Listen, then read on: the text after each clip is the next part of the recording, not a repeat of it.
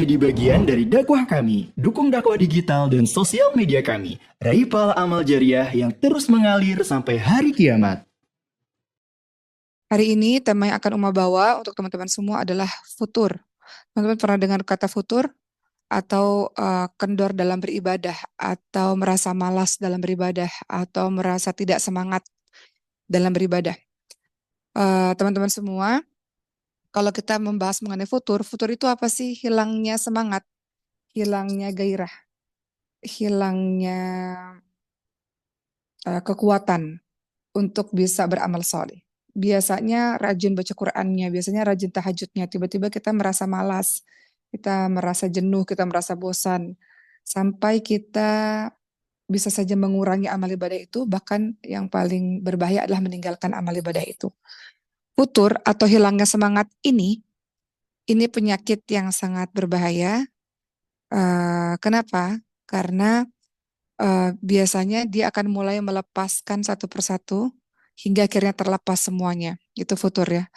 Yang dahulunya rajin ibadah, yang dahulunya rajin Qur'annya, yang dulunya rajin belajarnya, majelis taklimnya, tiba-tiba berkurang, berkurang, berkurang, tiba-tiba tidak sama sekali. Atau tiba-tiba dia berubah. Penyakit futur ini akan membuat seseorang menjadi lemah, membuat seseorang malas, yang kemarin-kemarinnya semangat, kemarin-kemarin rajin, kemarin-kemarin bersungguh-sungguh, maka ketika dia sudah terkena penyakit futur ini, maka dia bisa yang paling parah meninggalkan amalan tersebut sama sekali. Penyakit ini menimpa seluruh orang, entahlah dia penuntut ilmu, ya kita kan kadang-kadang merasa kadang-kadang semangat belajar, kadang-kadang nggak semangat belajar ya kan. Menimpa kepada para ahli ibadah, teman-teman rajin tahajudnya kemarin tiba-tiba sekarang udah nggak tahajud lagi. Teman-teman kemarin puasa Saum Daud misalnya sekarang udah nggak lagi misalnya. Futur, terkena penyakit futur.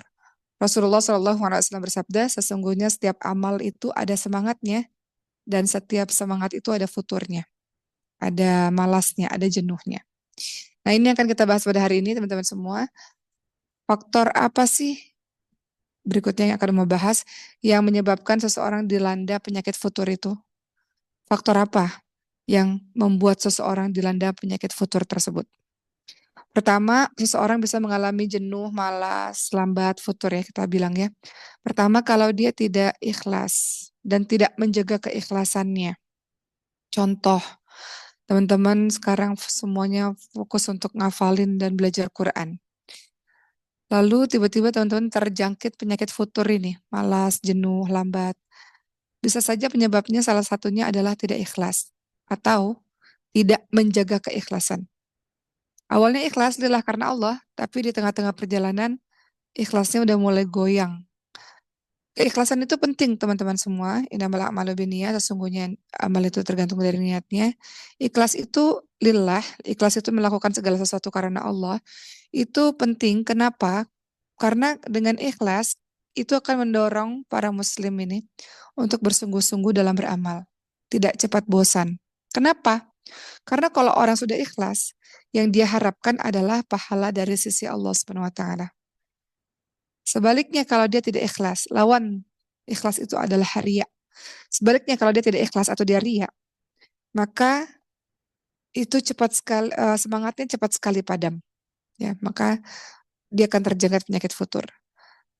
Singkatnya apa? Semakin seseorang ikhlas dan menjaga keikhlasannya, betul-betul meniatkannya karena Allah, mau mengharapkan ridha Allah, mau mengharap pahala dari Allah, maka semakin kecil peluang terjangkit penyakit futur ini.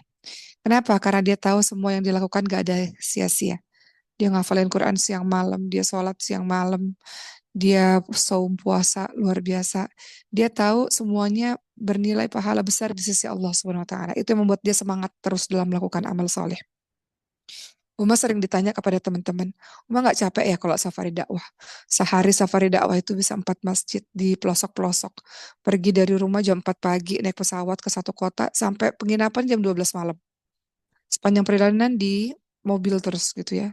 Dari satu titik ke satu titik yang lain, mungkin kadang-kadang lewat hutan, mana-mana gitu. Gak capek ya? Terus mau bilang, apa yang sering mau bilang kepada teman-teman semua, kita nggak akan pernah capek kalau kita pertama ikhlas, kedua penuh cinta, dan kalau kita bersama-sama yang ketiga. Ikhlas itu jadi kunci dari segala sesuatu. Kita nggak akan capek, kita insya Allah nggak akan melemah karena kita tahu setiap yang kita lakukan bernilai pahala dari sisi Allah Subhanahu wa taala. Ya.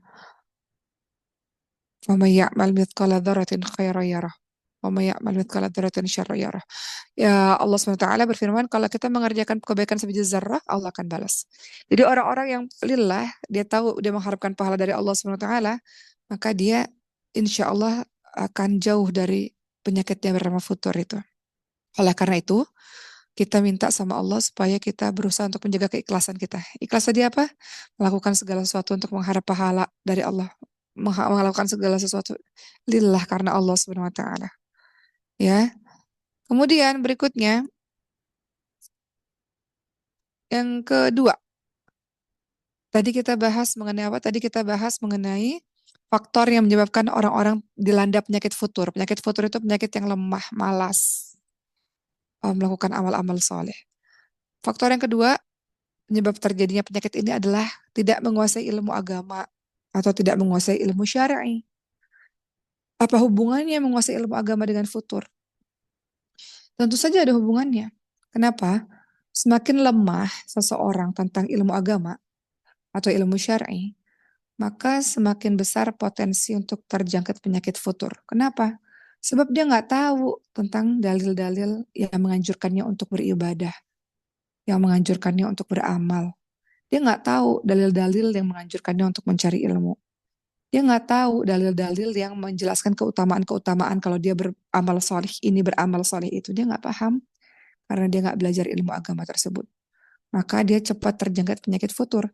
Tapi beda bagi orang-orang yang belajar agama, orang-orang itu mengetahui keutamaan-keutamaan dari amalan-amalan dia lakukan, maka dengan begitu dia menjadi bersemangat. Contoh, teman-teman ngafal Quran kenapa? Ada beberapa teman-teman yang beralasan ingin memberikan mahkota untuk orang tua di hari akhir nanti, ya kan? Sebagian teman-teman mengatakan orang tuaku selama hidup di dunia aku belum sempat berbakti kepadanya, lalu sudah keburu meninggal dunia. Maka caraku untuk bisa mengangkat derajat orang tuaku adalah aku ingin memberikan mahkota kemuliaan di surga Allah nanti dengan menghafal Quran. Teman-teman semangat kan belajar Qurannya? Kenapa? Karena teman-teman belajar agama dan teman-teman tahu keutamaan orang-orang yang menghafalkan Quran. Atau para penghafal Quran bisa memberikan banyak syafaat kepada orang-orang nanti di hari akhir, kepada seluruh keluarganya misalnya. Maka teman-teman akan bersemangat untuk melakukan itu.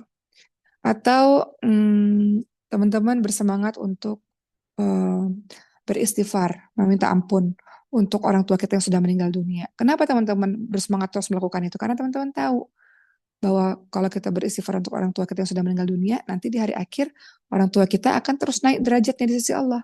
Lalu orang tua kita tanya, kenapa aku naik derajat surga berikutnya? Kenapa aku naik derajat surga berikutnya ya Allah? Kata Allah, sebab istighfar dari anak-anakmu. Sebab anak-anakmu meminta ampun untuk dirimu kepadaku. Nah, karena kita tahu ilmu agama, jadi kita akan bersemangat melakukan amal-amal soleh. Jadi tentu saja ada kaitan tentang menguasai ilmu agama dengan orang yang tidak menguasai ilmu agama.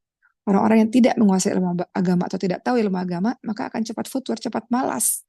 Gak punya motivasi dalam beramal soleh. Gak punya motivasi dalam berbuat kebaikan, karena dia gak tahu apa-apa. Gitu. Termasuk juga misalnya kayak puasa. Puasa itu kan pahalanya unlimited ya. Puasa itu dikatakan dalam hadis qudsi, puasanya langsung dari Allah gitu. Orang-orang yang berpuasa itu unlimited pahala. Nah, kalau tahu amalan-amalan keutamaannya seperti itu, orang-orang yang tahu pasti orang-orang itu akan senantiasa berpuasa dan lain-lainnya. Ya, jadi salah satu faktor nomor 2 tadi kenapa orang bisa futur karena tidak menguasai ilmu agama. Ketiga, faktor yang menyebabkan orang-orang bisa futur yang malas, yang lambat, yang nggak punya semangat melakukan amal-amal soleh. Ketiga, karena hatinya terpikat pada dunia dan lupa pada akhirat. Tentu saja kita sebagai seorang muslim nggak mungkin mengabaikan urusan dunia. Kita hidup di dunia. Tapi hendaknya kita berusaha untuk memposisikan dunia pada tempatnya. Dan tidak memberikan perhatian kepada dunia melebihi perhatian kepada akhirat. Ya. Tapi sebaliknya banyak orang-orang yang fokus kepada dunia. Apa contohnya? Contohnya misalnya ada orang yang bekerja ya. bekerja mencari nafkah, seakan-akan hidupnya memang untuk cari duit aja pagi siang malam cari duit, duit, duit, duit, duit, nggak ada waktu untuk beribadah kepada Allah. Bahkan waktu-waktu sholat pun dia ngerasa, aduh sayang nih kalau sholat nih, aku lagi nyari duit misalnya, aku lagi dagang gitu. Nanti kalau aku tutup ini toko, kalau aku untuk sholat nanti nggak ada yang beli. Kalau aku sholat 5 menit nanti sayang pembelinya nggak datang gitu. Kadang-kadang ada orang lagi kerja itu melalaikan sholat kan, karena tanggung nih, sayang nih kalau sholat nih. Akhirnya jadi nggak beribadah kepada Allah SWT. Jadinya sibuk dengan dunianya. Padahal semakin dunia dia kejar, semakin jauh dunia itu. Tapi kalau teman-teman mencari akhirat tanpa melupakan dunia tentunya, maka Allah akan kirimkan dunia akhirat. Contoh sederhana, Oma kasih tahu sama teman-teman semua. Um, Oma cerita tentang diri Uma sendiri ya.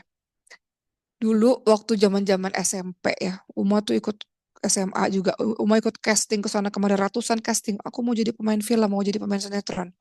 Allah nggak pernah kasih tuh dari ratusan casting yang Uma mainin. Sampai akhirnya Uma bilang ya udahlah, saya mau belajar agama, saya mau deket sama Allah, saya mau rawat ibu saya yang sakit. Uma fokus belajar agama, tiba-tiba Allah takdirkan apa yang Uma kejar mati-matian duniawi dulu Allah nggak pernah kasih. Setelah Uma mengejar akhirat, tiba-tiba Allah kasih aja tuh film Ketika Cinta Bertasbih 16 tahun lalu itu. Tiba-tiba Allah kasih jadi peran utama, dapat awards, tiba-tiba jadi pemain film gitu ya. Termasuk Uma mau cerita sedikit, Uma di sini di Mesir ini. Uma kemarin sempat post di sosial media. Uma datang ke Mesir ini nggak kepikiran apa-apa. Datang ke Mesir memang benar-benar mau belajar aja, mau menuntut ilmu. Tiba-tiba kemarin Uma ditawarin main sinetron Mesir, sinetron Ramadan Mesir. Dan sinetron itu adalah sinetron rating satu se-Arab ya, bukan saja Mesir aja, se-Arab, Mesir, Afrika, Arab Saudi gitu. eh Uma nggak pernah kepikiran bahwa di Mesir ntar main sinetron lagi gitu, nggak kepikiran sama sekali. Tapi tiba-tiba Allah kasih aja gitu. Dan cerita Ramadan ya, bukan cerita yang aneh-aneh gitu. Jadi Uma ingin mengatakan pada teman-teman semua, kalau ngejar dunia nggak bakal dapet. Dunia semakin dikejar semakin jauh. Tapi kalau fokus kita adalah untuk menuju kepada Allah SWT, tiba-tiba nggak terduga Allah kasih dengan begitu saja dapat dunia akhirat insya Allah ya, insya Allah. Jadi kembali lagi, tadi kita bahas mengenai, apa tadi kita bahas? Mengenai faktor yang menyebabkan orang-orang itu terlanda penyakit futur, yaitu yang pertama tadi adalah tidak ikhlas, kemudian dan tidak menjaga keikhlasannya, kedua tidak menguasai ilmu syar'i atau ilmu agama, dan ketiga hatinya terpikat kepada dunia dan lupa kepada akhirat. Ya, berikutnya yang menyebabkan orang-orang bisa futur. Kenapa? Ujian-ujian yang datang silih berganti dalam hidupnya. Ujian-ujian yang datang dalam hidupnya itu bisa buat dia futur, bisa buat dia lemah dalam melakukan amal-amal soleh. Ujiannya berupa apapun, bisa berupa istri, anak-anak, pasangan, ayah, ibu, dan orang-orang yang kita cintai lainnya. Contoh, uh, ada orang tua yang mati-matian apa ya, menjadikan anaknya nomor satu di hatinya dibandingkan dengan cintanya kepada Allah. Mati-matian dia melakukan segala sesuatu untuk anaknya, mati-matian dia, bentar ya, mati-matian ya, orang tua ini menomorsatukan anaknya sehingga menomorduakan agamanya, misalnya gitu. Selalu yang difikirkan adalah, oh anakku harus punya masa depan yang bagus, anakku. Jadi mati-matian dia ujiannya bisa berupa anak, bisa berupa istri ya, kadang-kadang atau pasangan gitu. Kadang-kadang dia melakukan segala sesuatu untuk istrinya, tapi malah jadi jauh daripada Allah SWT. Contohnya apa? Misalnya kayak seorang pasangan kita ya, misalnya ada seorang suami yang punya istri gitu. Istrinya menuntutnya untuk jadi orang kaya, bisa beli ini, bisa beli itu. Akhirnya dia bingung apa yang harus dilakukan demi menghidupi keluarganya yang ingin hidupnya sangat baik gitu ya. Tiba-tiba futur, tiba-tiba nggak punya semangat lagi dalam beramal soleh, nggak punya semangat dalam melakukan kebaikan-kebaikan. Akhirnya pikir jalan pintas saja gimana caranya supaya pasanganku ini, anak-anakku itu hidup dengan baik ya. Akhirnya jadi melakukan sesuatu yang buruk, misalnya korupsi atau dan lain-lainnya gitu. Jadi kadang-kadang orang-orang sekitar kita itu jadi ujian yang membuat kita jadi malas beribadah, jadi lemah dalam beramal soleh. Pengaruh dari orang-orang sekitar itu.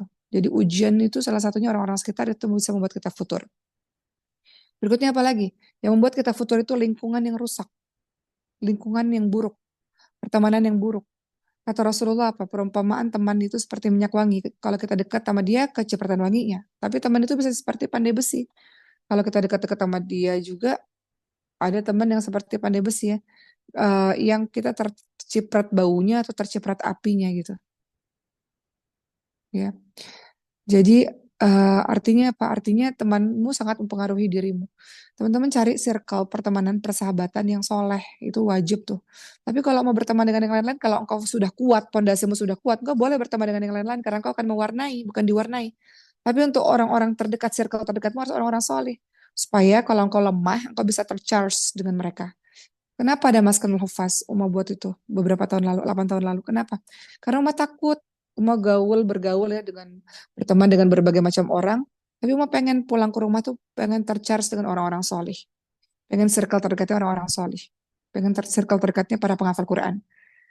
Dan itu membuat kita jadi semangat lagi dalam beribadah. Setiap kali nih, misalnya kayak misalnya Uma kemana-mana ketemu sama orang-orang gitu. Kadang-kadang kita udah mulai futur, udah males lagi Qurannya, nggak semangat lagi Qurannya. Balik-balik ke rumah, atau balik ke pesantren ngelihat teman-teman lagi baca Quran jadi semangat lagi baca Quran, ngelihat teman-teman udah apa sholatnya masya Allah luar biasa ya, sholat sunnahnya jadi semangat lagi itu. Jadi yang menyebabkan kita futur adalah lingkungan yang rusak atau lingkungan yang buruk. Termasuk yang membuat kita futur adalah berteman dengan orang-orang yang tidak punya keinginan, tidak punya azam, tidak punya tekad, tidak punya obsesi.